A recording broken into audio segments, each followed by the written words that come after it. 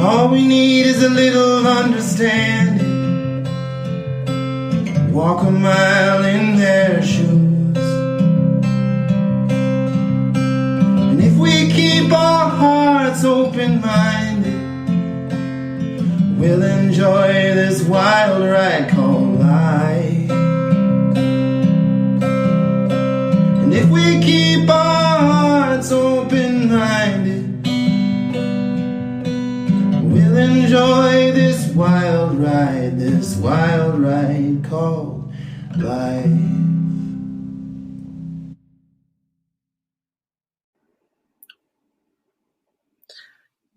Hey everybody, thank you for being on another episode of the Truth We Hide podcast. I am very honored to introduce to you Author C.O. Vault. She sent me a copy of her book, and it's so good. And I love her background story. I'm not going to get too much into it, but she is currently an elementary school teacher, but she worked for the Department of Social Services, Child Services, on the sex abuse team. So right there, it should tell you something. And her first book here that I have with me, but she'll talk about her second one, is called For the Children with Love, Sadie's Story. And because of my hectic weekend, I was still able to get in 3 chapters. And the first 3 chapters drew me in. And it was, partly because of my own history as a child, but also because of the way she brings the readers in. Incredible writer, credible author. I'm so glad that we met just by chance through a Facebook post. Yes. But Yes. I truly believe that God just knows. Whoever you believe in, he just knows. So thank you so much, Debbie, for being here. Tell us Thank you for having me. Yeah, no, absolutely. Like I said, it was that Facebook post, it was there at the right time. So yes. Tell us about this passion, this mission of yours, because it's I'm sure it's not easy. No, I was a assessment caseworker on the sex abuse team for the Department of Child Services. And I did that for about 1.5 years. And I loved my job because I felt like I was that person that was helping. I was that first knock on the door. I was going to be saving the kids. And there was a lot of times that it went really well. And then there were other times that it was frustrating and heartbreaking, and you would get angry, you would cry, and all of that. So anyways, I had always said I wanted to write a book, and I never had an idea from beginning to end. I would have bits and pieces. And so my best ideas are born in the bathtub. I tell everybody that. So I'm taking my nice long hot bath. I had left DCS and I was a teacher, still am. And I was thinking about a situation with one of my students at the school that I knew about. And then it brought me to thinking about something my son had told me, which wasn't very nice, but he had came to me and he was searching for his career. And he said, "Mom, I got the perfect job." And I'm like, "What?" And he goes, "Give me a list of pedophiles. I'll go to their doors. I'll say, 'You touch that kid,' I shoot him, and we're done." I'm like, "Well, honey, you can't do that. That's not legal." But, great idea. So I'm thinking about him saying that. And then I'm thinking about some things that had happened at the Department of Child Services. And the book came to me, and it was like, I am going to write a book about a social worker who is sick and tired of people hurting children. And she's just going to decide to take matters into her own hands. And that's how the book was born, that was in my head. I knew the beginning, I knew the prologue, I knew the end, I knew all of it before I got out of the bath. And then I told people about it, and they would be like, "Oh, good. Yeah, I'm sure, Debbie." Nobody really believed, I don't think, that I was going to write a book other than my best friend. And so then my son, my second son, was diagnosed with cancer. And I needed something to take my mind off of the cancer. I will say he is healthy. He is cancer-free. God is good. They just had their first baby. So all of that is wonderful. But during that time, I had to choose whether I was going to worry and not pray or pray and not worry. So I decided I was going to pray and not worry. And I threw myself into Sadie's story.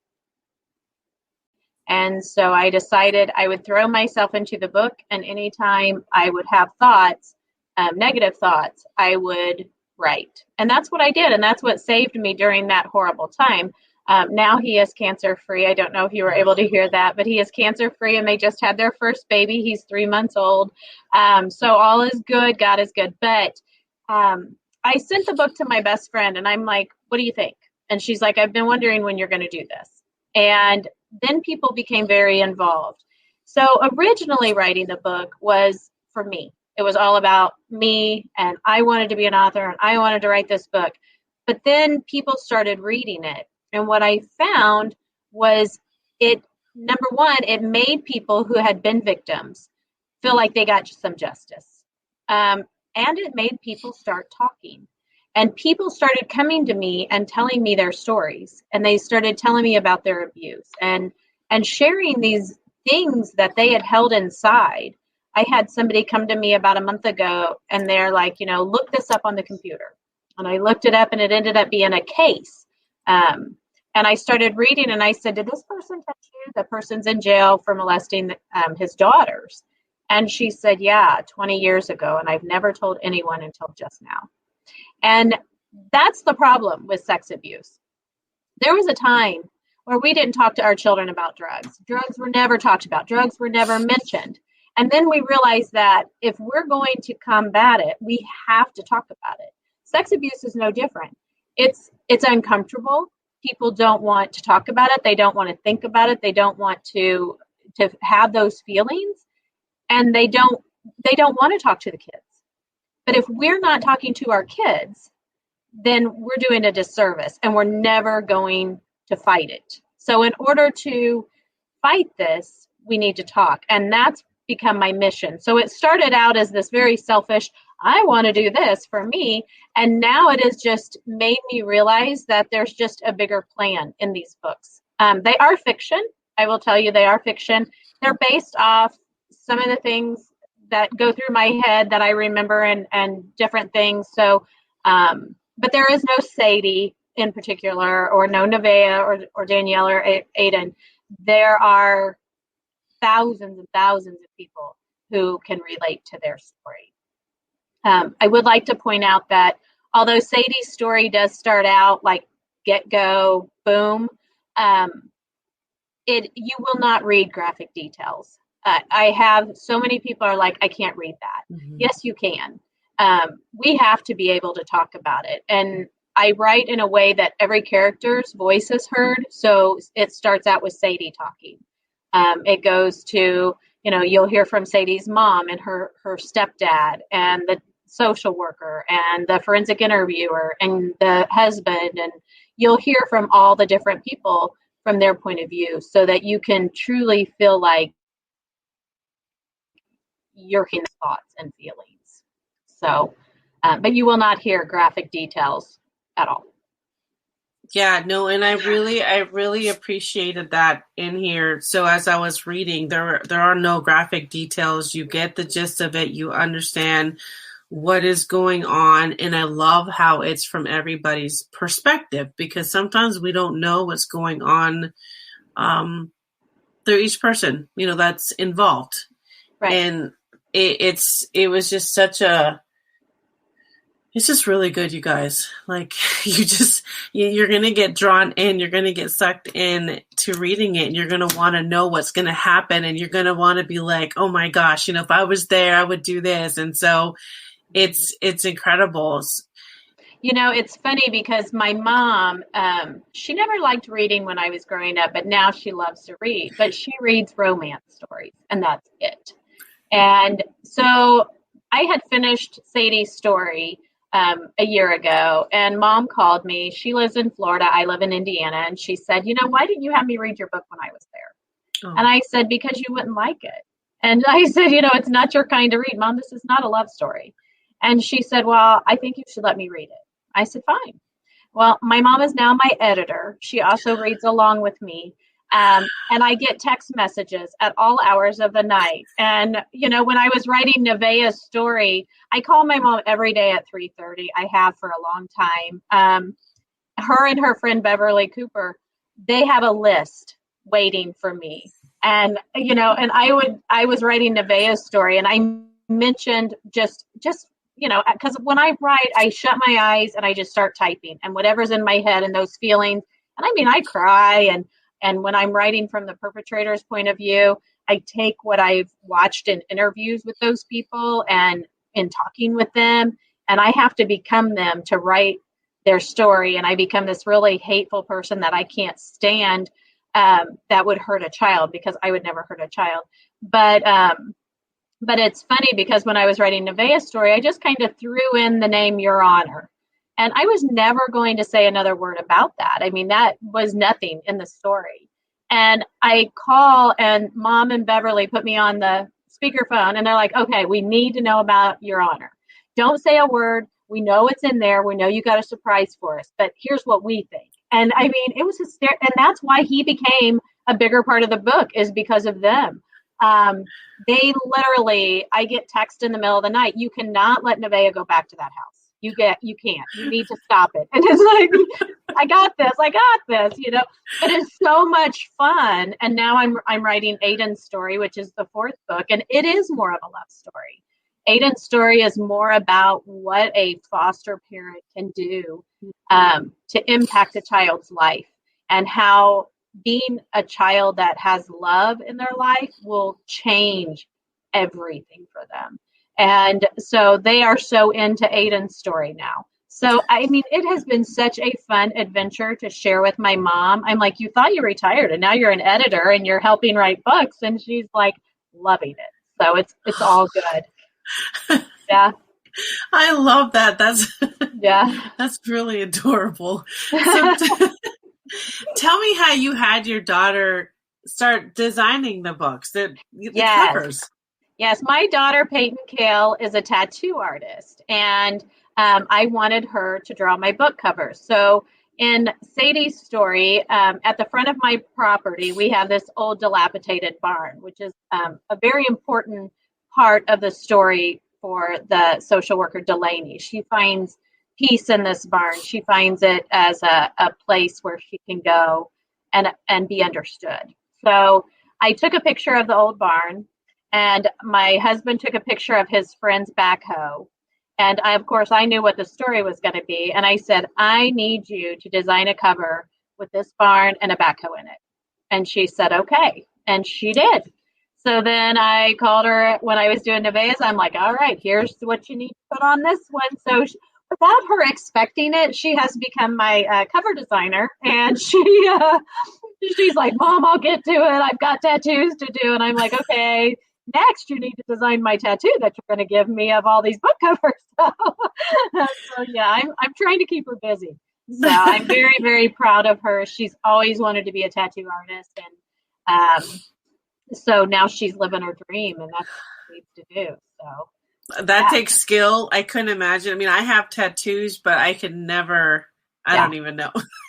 She's incredible. And I mean, I told her with Nevaeh's story, I said, we just need a nasty old house. Nothing is nice.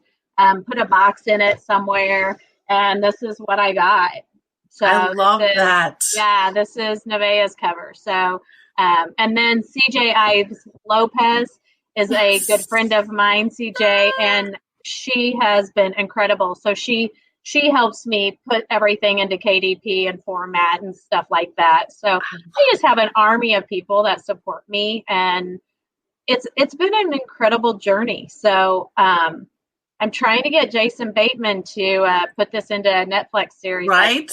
Right. Can't you see it too? It needs to happen. It needs to happen. I mean, in all seriousness, though, we really do. We need to talk about sex abuse to our kids like we do drugs. Because what happens is mom or dad or aunt or uncle, whoever, says, don't let anybody touch your private parts. And then somebody does that to the child. The child does not have control. And then they say, I bet you were told not to let me touch you, but you did. and now it's your fault. And if you tell, they're going to be mad at you. And now they've just gotten away with it, and they can continue to get away with it. But if we talk about it like we do drugs or any other big issue in our household and get past the embarrassment of talking about it, we can make a difference to these kids. I have kids that have came to me before, and when they realize that there's just no shock value, I'm not gonna think anything of what they tell me. They come to me all the time. I get notes about what happened, and of course, all of this stuff has been reported. But they need somebody that's not going to go, oh my gosh, I can't hear that. They need somebody that's just going to look at it head on and say, okay, let's talk. And that's what we need to do. We need to talk. You are that's my mission. You're absolutely right, because I'm just going to tell you, as a person who was molested at 10, our parents taught us that, don't let anybody touch you. But you know what? It happened to me twice before I said something, because he got into my head, making me think that I allowed him to do that. Yeah. So the second time it happened is when I was like, I can't, I was just so filled with emotions that I had to tell my parents, and then it was reported and so on. But he only went away for 9 months. Because we don't talk about it enough. We don't put the emphasis on it enough. And it's just it's a scary world out there. And these poor kids, they just feel like it's their fault. So, and with all the online stuff, that only makes it worse. And, one thing that I think is so hard for children to understand is they blame themselves, and for many reasons. But when you think about rape victims, adult women, or men, they blame themselves. There's this blame that comes with it. But with a child, they don't have the ability to understand. Mm-hmm. And we used to have what they called good touch, bad touch at school, the program. And they changed the name, and they changed it. It's now called the Body Safety Program. And that's a good thing. But the reason they changed the name is because sometimes bad touches feel good. And, I did a podcast with a lady from, I think it was Australia. And she was talking, I watched a podcast that she had done with somebody else. And that person had talked and said she felt so guilty because she would ask for it. She'd say, hey, Daddy, are you going to do this today?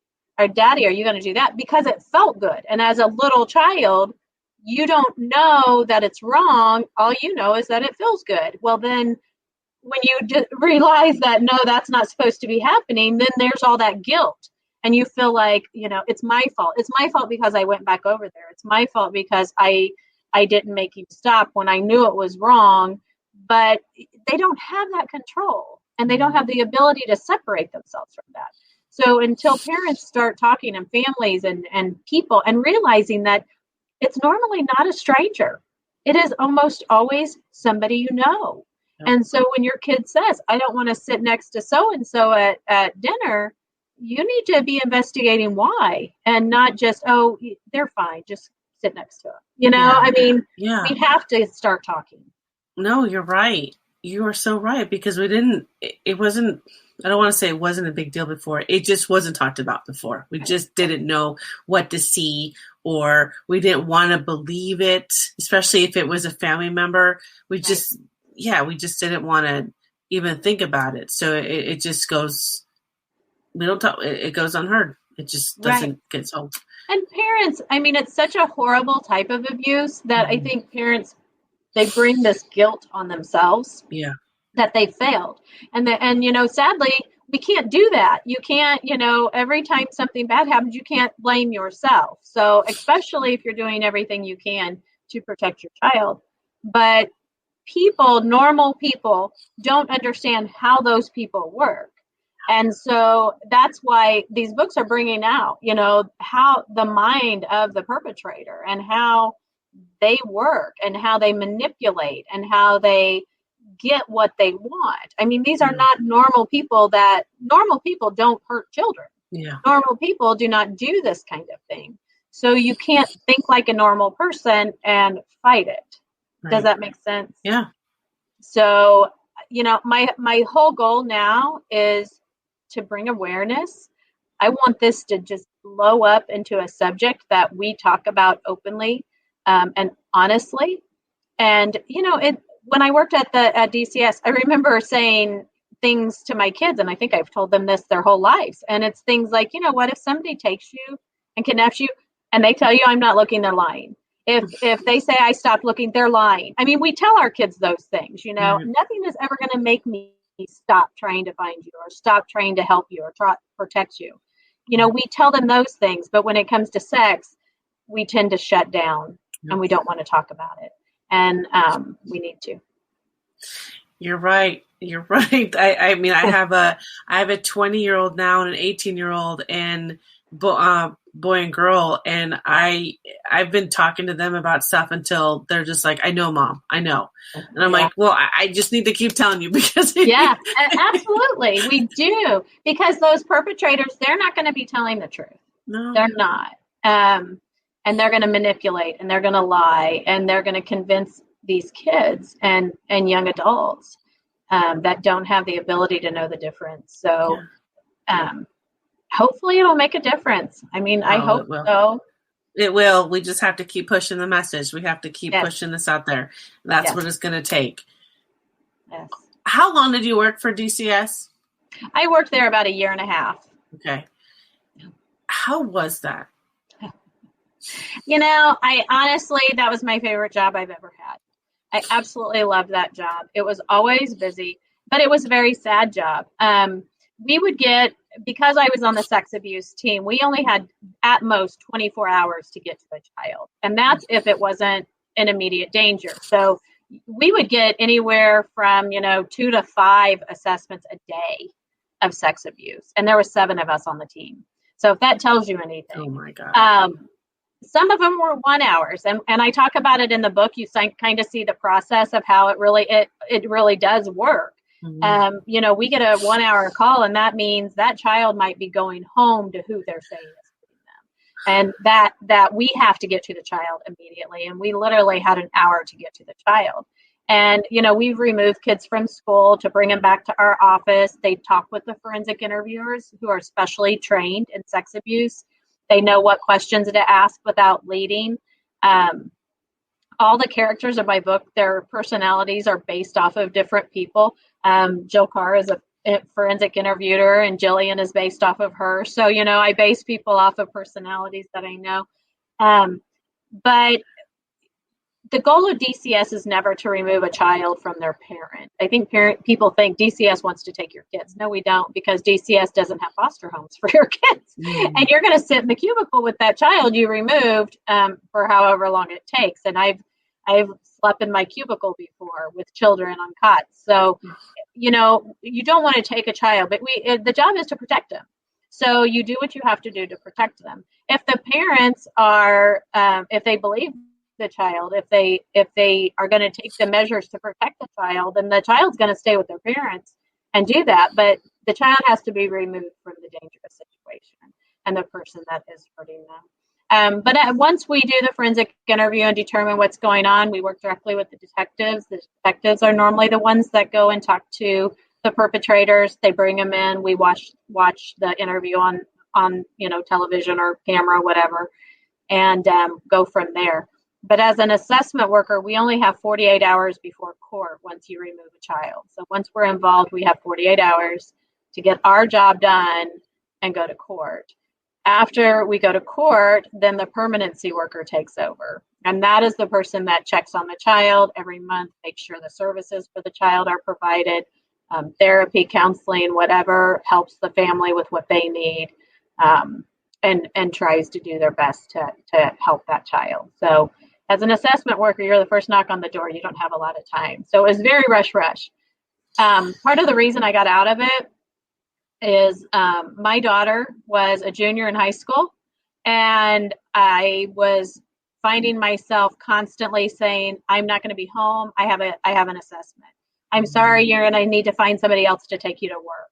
I'm sorry, I can't be there. And it hit me that, I have 1.5 years left with my child before she goes to college. and I can either spend it disappointing her or I can start teaching again. I was a teacher before, and I knew I could go back to teaching and have that time with my child. So that's what I chose to do, was leave and go back to teaching. And now in teaching, you have this whole different realm, because when a child tells you something, you want to go and knock on that door and take care of it, and you can't do anything but call the counselor and say, you need to do this. So yeah, it's definitely different, but it really helped me grow as a person, and I think it makes me a better teacher, even because I relate with the kids on so many levels. So that's amazing. And what grade do you teach? 4th. Yeah. Oh, they're awesome. I do. I love my kids. Obviously, my goal is to write full time. I have so many stories in my head and so limited time to write them down. But it'll happen someday, I hope. And but yeah, I love to teach, and I love to write. That's amazing. Yeah, I love how we met through CJ. She Yes. I just, I haven't met her in person ever, but me either. And isn't that funny? I honestly, her cousin is somebody I went to high school with. Oh my God. I have not seen Beth, her cousin, in probably 30 years. And Beth read my book. And then, she sends this message and says, look, I'm introducing you to my cousin, CJ. And CJ, you need to help her because I need her next book, and do it. And so CJ's like, okay, what can I help you with? So I'm not a technology person, so CJ helps me with all of that. She helps me with Facebook posts and things like that. And all the technology stuff I don't like to do, so that I can just write. I love it. Yeah. She inspires me to keep writing. So she's amazing.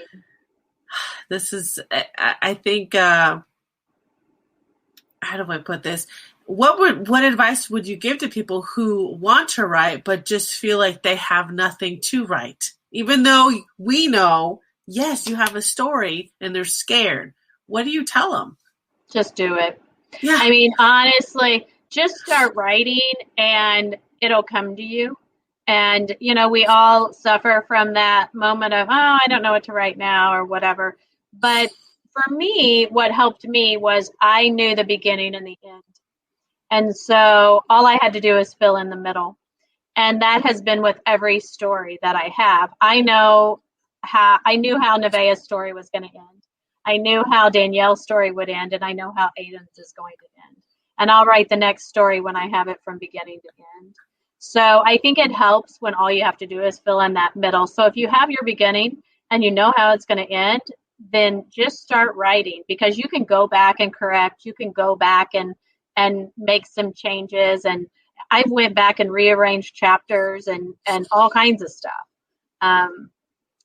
Because, I mean, the only way you're going to fail is if you don't try. So just try and enjoy the journey. Yeah. And that's the fun part. Yes, it's stressful. Yes, you want it to be perfect. Don't ever try to edit your own work.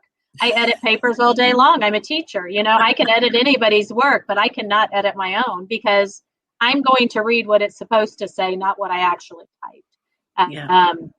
So always have people that'll help you, but your friends and your family, they will. So, and just be true to who you are. You'll notice in all of my books, 2 things. You'll never hear the F word. My books are not full of bad language. There are some bad words, but never that. And you'll never hear God's name in vain in any of my books. And that's just who I am as a person. Well, my mom would never read it if it said the F word. And I don't like God's name being used in vain. So I don't use that, and I don't allow it in my classroom, and I don't write it in my books. So, just be true to who you are, and grow a little bit of a thick skin, because people say, whatever they say. So far, my reviews have been good. The people have been really good to me. So hopefully that continues. But I know someday somebody will have something bad to say. And I'm so glad you brought that up, because it's true, and it's with everything. Social media, putting yourself out there, books, whatever the case is, there's always going to be one person who just does not like it. You just have to Right. say, you know what, this is mine, and this is my journey, and I'm going to keep going. Right. And, and do it for you. My dad wrote a book, and he's been saying for years, he said, I'm going to publish it, but I have to type it first. And I need an old typewriter to type it on. I'm like, just do a laptop. He won't do the laptop. So I bought him an old computer, and he still had reasons why he couldn't. So I'm going to see them in a few weeks. And I said, have your manuscript ready. I'm typing it up and getting it in. And I'm going to put this online. And if you don't ever sell a book, who cares? But this is a goal, and we're going to make it happen for you. That's so sweet. He's something. But yeah, I mean, just do it. You have one life to live, and you just need to live it. And it's not always going to be easy. I mean, I had pictured, I would get a book deal and an agent. And I truly believe that the main reason, not that I'm a great writer or anything like that, but I really think people see sex abuse and go, nope, not touching it, not touching it. And I don't know if I'll ever find an agent that'll touch this subject because we don't talk about it. Yeah. So I guess it's up to me to promote it, which is not a good thing. I don't do, I love talking about the books, but trying to promote it has been the hardest part. Yeah. Yeah. Well, we're going to help you do that because the topic needs to be discussed. We need to put it out there. Jason Bateman's going to hear it. And it's going to be a documentary. So we're going to put that out there in the world. I will say I messaged him on Messenger. Now, it could be somebody under a bridge messaging me back, but they did message back, much love, thank you, da-da-da. So then I messaged him back more recently with this long post that said, I'm really not a crazy person. And I just need you to understand how important this is and that I need somebody to back. I'm not asking for money. I'm asking for you to just support me, be behind me. I've never heard back. So I don't know. Trying. I'll keep trying. Just keep trying. Hopefully someday. But yeah, I will. could see it being a Netflix series. It would be awesome. Oh yeah, it's gonna happen. It's just gonna take time. That's all. No big deal. Yes. So that's what you foresee in the next 5 years. I'm just gonna assume the Netflix series, more books, and the conversation to happen. What else would you like to have happen? I want to see a change. I want to see a change in how we handle this. I want to see a change in the court systems and how they punish this. People get more time for hurting animals, and trust me, I'm a big animal person. You don't want to hurt an animal either, but they get more time for hurting an animal than they do a child. The hardest part is when a child is interviewed. If they're scared to talk and they can't tell, which sometimes it takes years for kids to really disclose what happened to them, but they could be considered not a good witness, and then that person walks because the child is afraid to talk. And so we have to make it to where our kids aren't afraid to talk, that the perpetrators are the ones that are afraid. We need to make them afraid and not our children. And I think that just talking about it, we've got to change something, because right now those people are winning and they're hurting our kids. And that's not right. We have to change it. You're right. No, absolutely. Have you ever considered being a speaker on this? I don't know how qualified I would be as a speaker. I mean, I would gladly talk to anyone about the experience I had. I had one podcast lady call me a therapist. I'm not a therapist. I wish I was. They make a lot more money than a teacher. But I mean, I had thought about going back to school and getting like something in psychology as far as childhood stuff. I'm willing to learn, and I would love to learn more so that I have more facts. I don't think it would change how my books are written, other than maybe give more information. But I would love to do something to help. And that's not what this started as. My journey was, I just want to write a book. I just want to publish a book. And that was all I wanted. And now it's not just about writing a book and publishing a book. I want to see a change and make a change. And I don't know how good of a person I am for that. I don't know if that's what I'm supposed to be doing. I feel like that's what God's leading me to do, is to get people talking. So I'm just kind of going along, and whatever opportunities I have to spread the message and get people talking, I'm gonna take. Yeah. I already have ideas in my head, so we'll talk about that offline. Okay. I'm like, I know what you could do next. Okay. I will listen to you too. I'm good at following directions. No, I just think there is other opportunities out there to help get this message out there, and I'm just I want to say I'm excited for you, not about this topic, but because I could see you do so much more, and I'm so excited that you wrote these books to bring it up.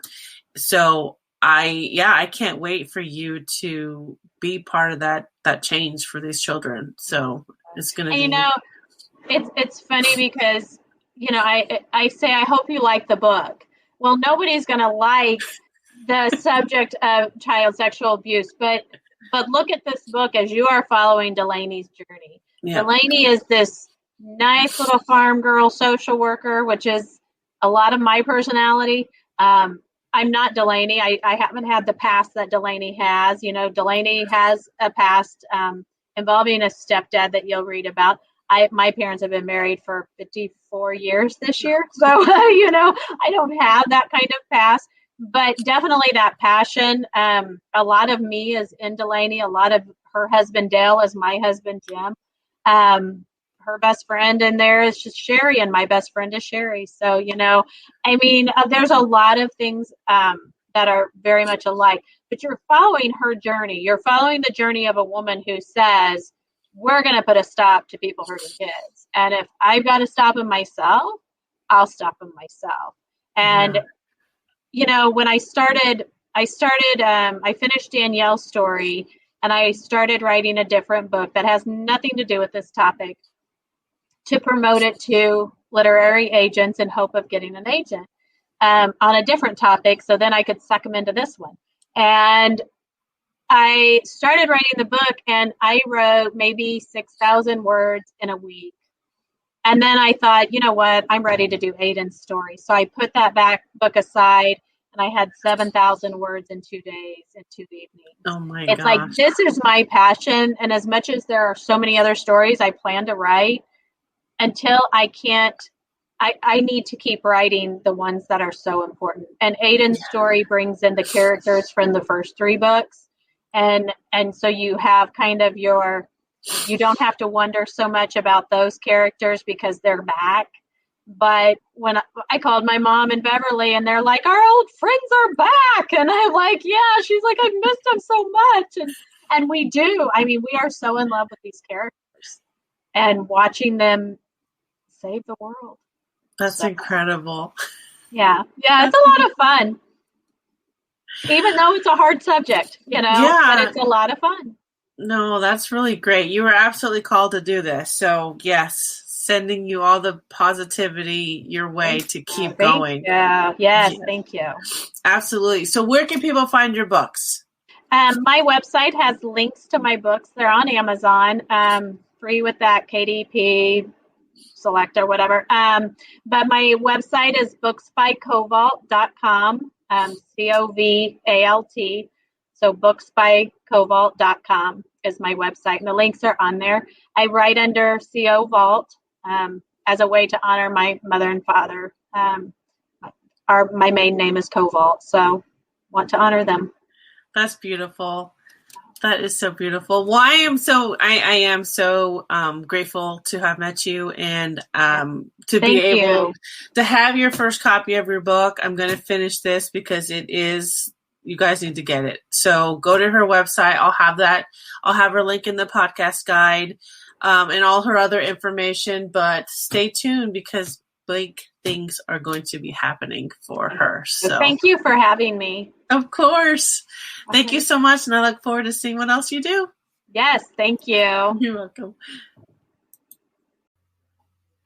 Thank you for listening to the Truths We Hide podcast, created and founded by your host, Annette, the founder of A Wild Ride Call Life. Also, a big thank you to all of our sponsors for each and every episode that is aired. We have so much support from them and all of our listeners. You can find more information at www.awildridecalllife.com.